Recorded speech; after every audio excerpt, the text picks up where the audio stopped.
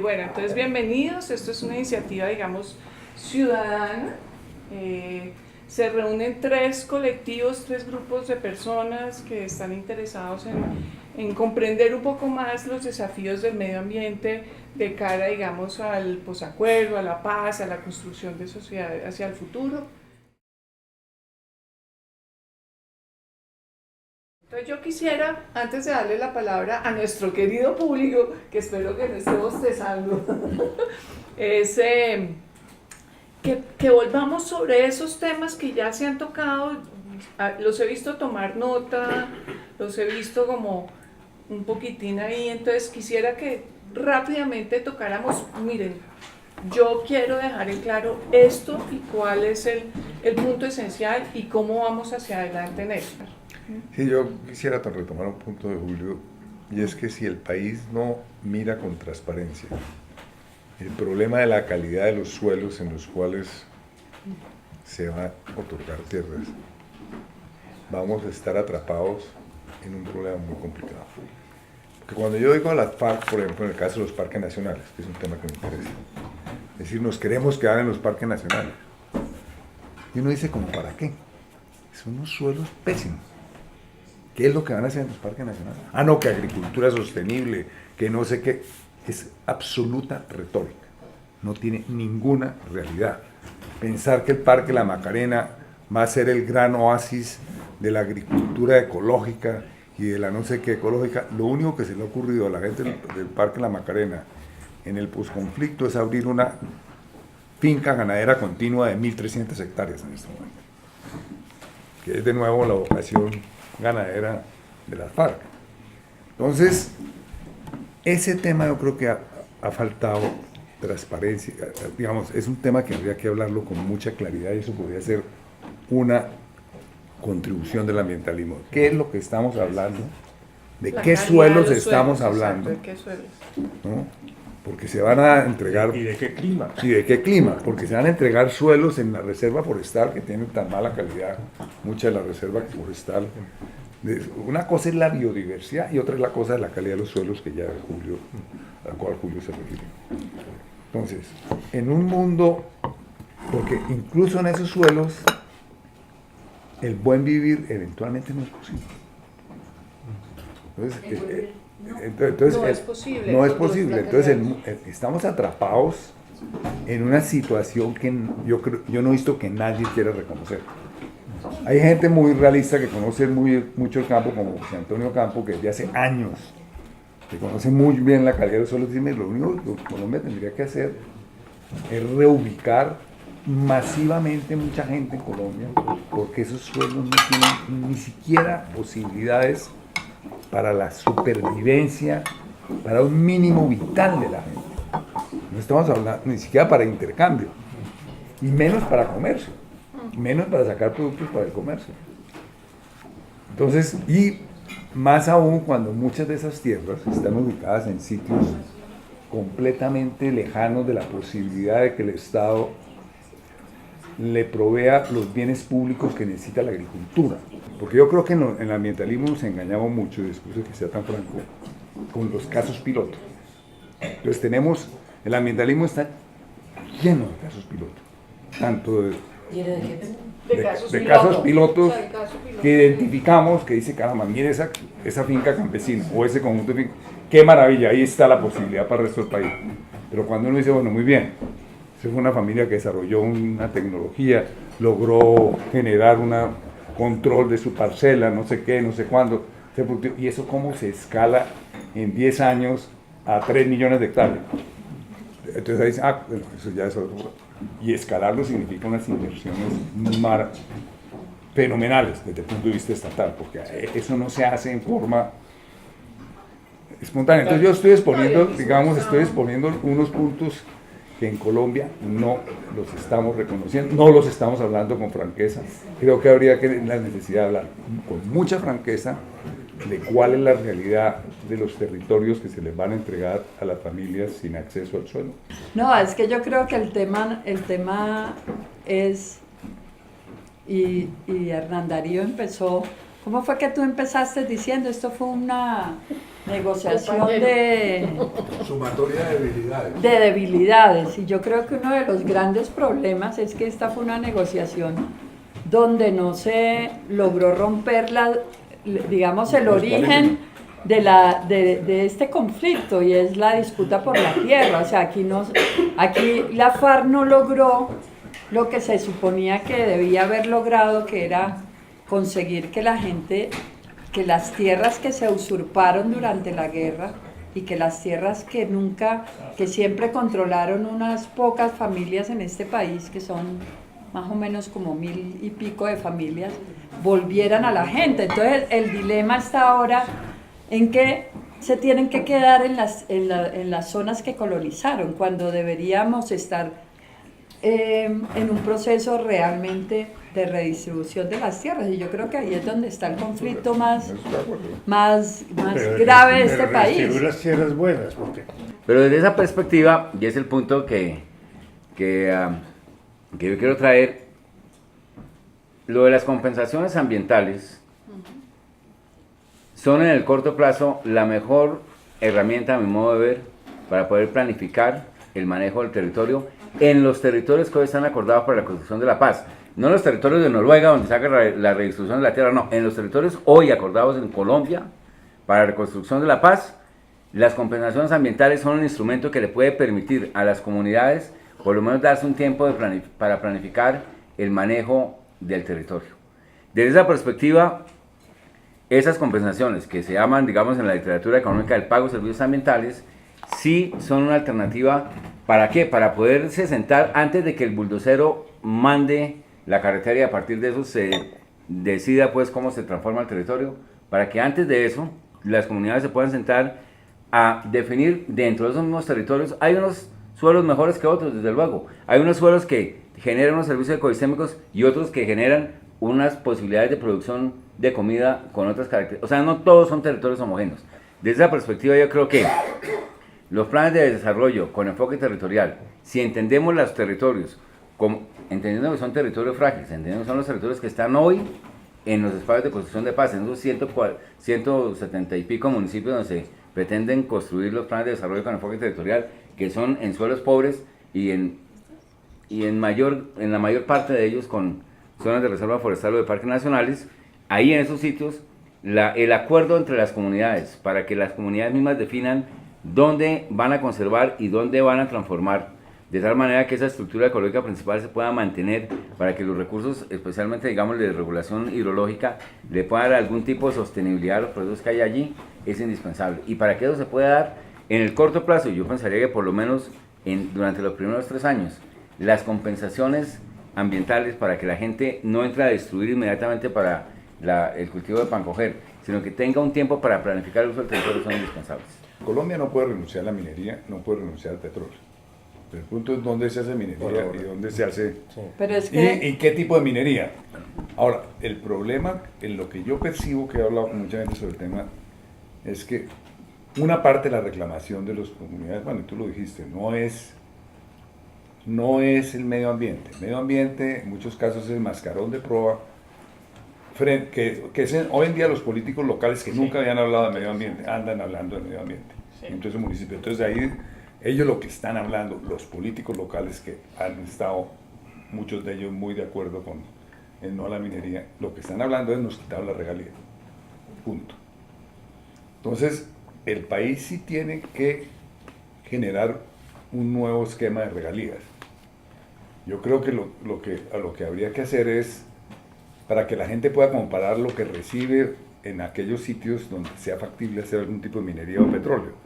Y yo creo que el mecanismo podría ser unos bienes públicos que se pacten con las comunidades y que el otorgamiento de esos bienes públicos se haga mediante, o ya la construcción de esos bienes públicos se le quite de las manos a los políticos totalmente. Solo quiero decir una cosa, o sea, lo que quería decir es, mire, el debate que se inició hace varios años aquí en el país fue frente a la locomotora minero-extractiva. O sea, una locomotora que no tenía, y lo dije antes, no tiene límites.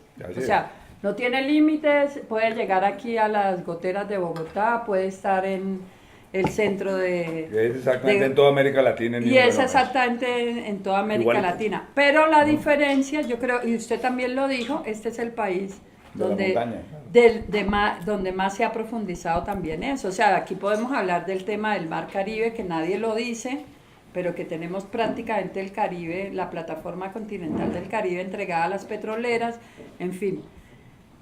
La discusión empezó ahí. ¿Por qué llegamos a las consultas populares? ¿Por qué se llega a las consultas populares? Porque no hay un espacio de discusión en este país. Aquí no estamos diciendo no a la minería rotunda. Obviamente que la minería se requiere en cualquier sociedad, pero es que la gente ha tenido que llegar a decir, la discusión de Cajamarca, en Cajamarca, ¿qué pasa con el tribunal? Además, la gente cree que hacer una consulta es muy fácil, que mañana la pide y se la dan. La gente se la tiene que pelear de 1000 maneras hasta llegar a que se la aprueben. Pero en Cajamarca, ¿qué pasa? Les cambian la pregunta, y la pregunta se la ponen como para que renuncien a la consulta popular, como pasó en Ibagué. En Ibagué tuvieron que renunciar a la consulta popular, porque la consulta de Ibagué no era no rotundo a la minería, no era, era la minería a la minería de gran escala, contaminante, no sé qué, bueno, la que sea. Les ponen sí o no, está de acuerdo sí o no con que en el municipio se haga minería. En Cajamarca pasa eso. Y la gente, los promotores de la consulta en Cajamarca se reúnen con los pequeños mineros en Cajamarca. Tenemos esta pregunta, ¿o la hacemos o no la hacemos? Hay una gran oportunidad para democratizar más este país, estoy totalmente de acuerdo con eso. Me parece que es una maravilla lo que está ocurriendo.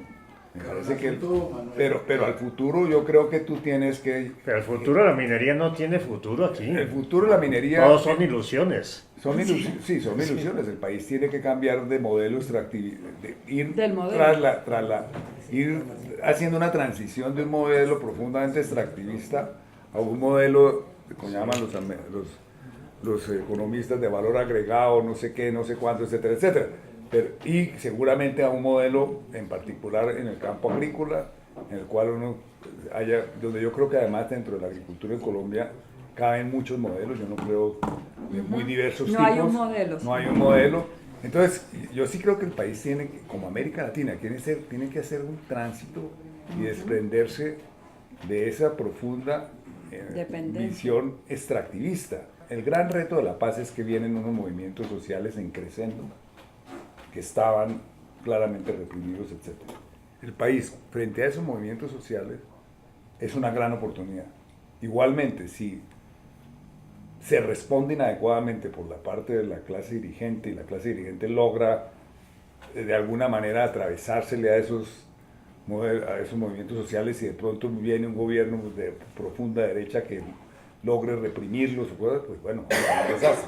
Pero igualmente existe la oportunidad de que a partir de esos movimientos sociales, muy creativamente, busquemos unos nuevos caminos y unas nuevas opciones y unas nuevas alternativas en un país que es, yo tomo el punto de Julio, que tiene una enorme complejidad ecológica y que no hay soluciones únicas, porque el país tiene, y uno de los problemas de la minería en Colombia, distinto a Chile, es que la mayor parte de los colombianos vivimos en zonas montañosas, que eso es único en el mundo. Está concentrado más del 50% de la población en las montañas. En la montaña, y ahí En está el planeta, la concentración de las montañas es del 14%. El 80%, Julio. Y ahí está, El 80%. El 80 está allá. sí, y ahí está las fuentes de agua y el mapa minero. Y eso es el producto de la guerra. Coincide con eso. Coincide con eso. Hay que recuperar el tema desde un fondo a donde se lo llevó en los últimos 3 gobiernos, incluyendo los 2 de Santos, o los últimos 4 gobiernos, y es que el ordenamiento territorial es un subproducto de la concurrencia de actores económicos en el mercado, incluyendo a las multinacionales, las famosas alianzas público-privadas, como agenciamiento del desarrollo en el territorio, y se han pasado por la faja con esa lógica de que hay sectores prioritarios estratégicos como la minería, que eso no entra en el debate del desarrollo. Los acuerdos de paz proscribieron el tema del modelo de desarrollo y el tema de una constituyente. Yo diría este segundo, afortunadamente, Sí. porque la correlación de fuerzas del país y el plebiscito lo mostró. Haberse abocado a una constituyente hubiera sido catastrófico. Sin embargo, eso no quiere decir que el país no necesita una constituyente a muy corto plazo. Punteo 4 o 5 asuntos que tendría que resolver una constituyente. Temas como las regalías, como la justicia territorial, como el sistema de relaciones territoriales en el país, que todo eso está en crisis. Entonces, hay un tema, por ejemplo, el país necesita una recategorización de las entidades territoriales. En Colombia hay 700 municipios de selvas húmedas, o de sabanas como la Orinoquia, o de zonas áridas como la Guajira y gran parte del Caribe, que no caben en la lógica de los modelos de desarrollo de usos intensivos del suelo o de grandes concentraciones urbanas, que es el modelo que hay en los Andes. Y ese es el gran problema de Colombia, esas complejidades. Entonces, Colombia no tiene categorías municipales ambientales. Hay municipios altoandinos, como este corredor entre Sumapaz y Guerrero, pasando por Chingaza, 22 municipios, que son municipios todos, Fomeque, por ejemplo, el 70-80% de Fomeque es un parque nacional. ¿Qué están haciendo los alcaldes para poder tener recursos? Porque no tienen a quién cobrar el predial, no tienen cómo acreditar eficiencia en la inversión pública, y los castiga Findeter y los castiga porque entonces no tienen economías de escala. Entonces están urbanizando el campo para poder cobrar impuestos y poder incrementar sus lógicas de inversión y sus lógicas de ingresos locales. ¿Cuál campo están urbanizando? Los páramos o los subpáramos, que son los que le dan agua a Bogotá. Solo asumiendo una nueva categoría municipal, municipios altoandinos, proveedores de agua, entonces usted ya ahí no es un tema de cobro por servicios ambientales, es un tema de un criterio nuevo de redistribución de los recursos nacionales en el territorio, atendiendo a factores de fondo de la sustentabilidad ambiental del país. Mientras eso no se haga, estos otros temas de qué sector, si es la economía, si es la minería, si es la agricultura de la gran hacienda, etcétera, son temas que vamos a ir de timbo al tambo sin resolver unos asuntos de fondo. Si lográramos que hubiera un énfasis muy grande en la necesidad de comprender en dónde vivimos y qué fue lo que pasó en este país, de pronto las comisiones de la verdad van a ayudar mucho en eso, ¿no? Pero qué fue lo que sucedió y por qué sucedió. Lo que diferencia a Colombia de los otros países es el extractivismo del narcotráfico. Exactamente. Entonces, digamos, el gran extractivismo que significa el narcotráfico, porque yo vuelvo por eso sobre América Latina. Cuando yo comparo todos los países de América Latina, el fenómeno extractivista es tremendamente similar. No es un problema que uno pueda adjudicar a una clase dirigente u otra. Es un problema sistémico que se genera globalmente. Entonces, el punto ahí es de qué tantos grados de discreción tenemos, porque sí. Es que el tema es ese. Cuando yo veo que los gobiernos de izquierda y progresistas de América Latina, como lo muestra Gudinas en forma muy interesante, hicieron exactamente el mismo extractivismo sin diferencia alguna, ¿no? La única diferencia que sí fue importante es que obtuvieron un mayor take-up porque negociaron con las multinacionales. Entonces, por ser de izquierda, pusieron contra la pared a las multinacionales, fueron menos juiciosos que estos gobiernos como el de Santos, etc. Entonces obtuvieron una mejores regalías, impuestos. Vamos a escuchar entonces, hay dos preguntas que no son tan adicionales, malas. Camilo y Porque se da algo Ernesto, ahí. alias Pope, a propósito de la Bueno, mi tema es como, he ido a muchos escenarios ambientales y siempre acabamos hablando de desarrollo rural, o sea, es demasiado ligado el asunto. Y no solo con los temas de los acuerdos, sino incluso desde antes, ya que otra de las locomotoras era la locomotora agropecuaria. El sector agropecuario rural, he visto que por lo menos institucionalmente y en temas de modelos en los últimos años se ha estado planteando cosas nuevas. Les pongo un ejemplo. Hasta el gobierno de Uribe, el Ministerio de Agricultura tenía un solo viceministerio, que era el Ministerio Agropecuario, y se dedicaba básicamente a cadenas. O sea, valor darle calor a las cadenas. el ministerio ya cambió y tiene ahora 2 viceministerios, incluyendo el de desarrollo rural, que básicamente es para pensar es en la población, no en las cadenas, no solo en el departamento de café. El INCODER se acabó y se transformó en 3 agencias. Una de ellas, la Agencia de Tierras, que es fundamental, que creo que lo que se estaba hablando acá es fundamental en el papel que va a cumplir la Agencia de Tierras.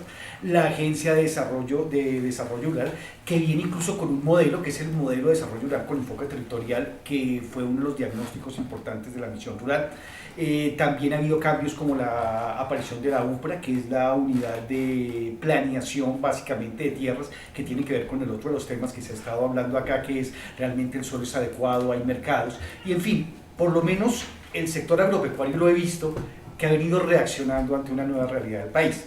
Mi pregunta es, ¿el sector ambiental ha tenido alguna respuesta en institucionalidad o en modelo que prometa que va a estar a la altura de los cambios? Excelente. El futuro ambiental del agro depende del Ministerio de Agricultura, no del Ministerio del Medio Ambiente. Claro. Yo diría que lo que el Ministerio de Agricultura ha sido el motor que ha acelerado la deforestación y la sigue acelerando actualmente. Digamos, el futuro de la Orinoquia, ¿de qué está Depende dependiendo? del agro, De la del política que fijó Uribe Claro, de y los- que sigue ahí como Sí. una locomotora violenta, Entonces- y con la cual la corporación autónoma, el Ministerio del No Medio tiene Ambiente no nada que tiene ver. nada que hacer. Claro, entonces ahí hay que generar toda una movida para que eso suceda. Es- Pope y Angélica. Es que el mío es un comentario respecto a lo que Dale. dijo Manuel. Entonces, Pope después. Pero el Ministerio de Ambiente es el directo responsable sobre los permisos de acceso a recursos genéticos, y para poder hacer desarrollos tecnológicos en el sector agropecuario hay una limitación grande que, si bien ha avanzado en los últimos años, sigue siendo un obstáculo, y esto es solamente un ejemplo.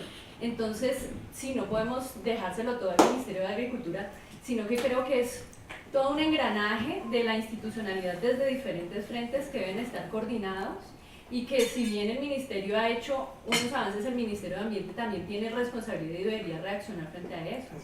Sí, Mira, eso es un punto. yo no voy a defender el Ministerio del Medio Ambiente porque no nos es mi corresponde, rol. pero- Lo que te voy a mostrar es, por ejemplo, el caso minero. Caso minero, cuando se hizo el código del 2001, el Ministerio del Medio Ambiente presentó una matriz con 100 objeciones centrales. Le aceptaron una desde la presidencia. Y dijeron, usted se queda callado, no más. El código minero va así, punto. Y se aceptó el código minero redactado en las oficinas de los consultores canadienses en Canadá. Sí. Entonces, ¿dónde estamos? Entonces dicen, ay, ¿dónde está el Ministerio del Medio Ambiente? Pues bueno, el Ministerio del Medio Ambiente estuvo, me consta, Sí. ¿no? Tratando de hacer un código minero decente, pues no le permitieron. Pienso yo, y es un tema que me parece importante, que es el tema educativo. Cuando tú decías que los que vivimos aquí en la ciudad no cuidamos del medio ambiente porque nos importa 5, ¿sí? Yo pienso que este es un tema educativo en todo el país, y es un tema cultural. Cuando uno ve a los extraterrestres de Noruega o de los países europeos desarrollados, es que ellos tienen aquí metido el tema cultural, y voy a referirme como al tráfico de Bogotá, es decir, aquí hay que poner semáforos en todas las esquinas porque la gente no respeta los cruces, ¿sí? Y el tema cultural ambiental es lo mismo. Si nosotros tuviéramos ese tema ambiental en nuestra cultura, probablemente la gente no hacía negocios o no montaba cualquier cosa, el cultivo o lo que fuera, y le importaba 5 contaminar el agua, y le importaba 5 tumbar todos los árboles que hay o lo que sea, sino que se volvió una cultura distinta. Entonces yo también pienso que sería una oportunidad para hacer temas educativos a todo Prendes nivel, afuera, Manuel. ¿sí? Hacer temas educativos que le permitan a la gente concientizarse de que el tema ambiental es un tema que es crítico para el país y que hay que hacer algo. Y podría ser una buena coyuntura el tema de la paz, que permite tener acceso a unos territorios que antes eran vedados y todo, para hacer un cambio de conciencia en esos temas. Sí, un buen punto. Pero yo quisiera aclarar una cosa de lo que decía Camilo, porque pienso yo que la deforestación ha sido una propuesta de política pública que nace desde el Ministerio de Agricultura. O sea, el Ministerio de Agricultura define que la transformación del bosque húmedo tropical en zonas de producción agropecuaria es el argumento para solicitar la titulación.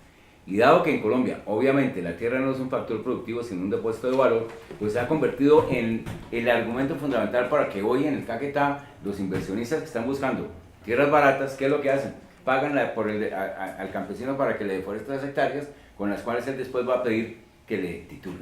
Entonces realmente sí es necesario que cambiemos desde el Ministerio de Agricultura el concepto de que la manera de incorporar a la economía nacional los bosques tropicales es convirtiéndolos en producción agropecuaria, y eso sigue siendo el motor de la deforestación hoy día. Y esa ha Esa sido política una discusión pública. que se ha planteado dentro del ministerio. Ese tema ha sido discutido, por ejemplo, por ti, Juan Pablo, dentro del ministerio. Eso, ¿cómo va a ser posible que siga siendo una política de Estado? Bueno, es que, claro, desde luego, quien maneja la política de asignación de tierras es el Ministerio de Agricultura. Y el Ministerio de Agricultura ha impulsado dentro de la cultura nacional el hecho de que la forma de incorporar al sistema económico un espacio de bosque natural es mediante su transformación. Y hoy día eso sigue teniendo vigencia. Se está desmontando, digamos, ya en la reforma, digamos, que quiere hacer la ley forestal, se quiere hacer claridad respecto a que el bosque en pie tiene un valor. Quien levanta la reserva forestal es el Ministerio de Ambiente. Ah, claro, no, claro, el Ministerio de Ambiente levanta la reforma, levanta la reserva forestal, pero normalmente lo hace presionado. ¿Por qué? Porque ya está transformado por lo menos el 50% del territorio. ¿Y está transformado con qué? Con la expectativa de ser propietario. Bueno, pues yo creo que vamos ya cerrando y abrimos a lo que queda de los sanduchitos. Y no, los invito a que conversemos ya más de manera, a que hay tequila, hay vinito todavía. No sé, queremos decir algo adicional. Yo quiero decir algo adicional. Dale. Que aunque no lo crean, el Ministerio del Medio Ambiente en América Latina sigue siendo uno de los más fuertes de América Latina. Aunque no lo crean. A ver, ¿Cómo Aunque serán no lo los crean.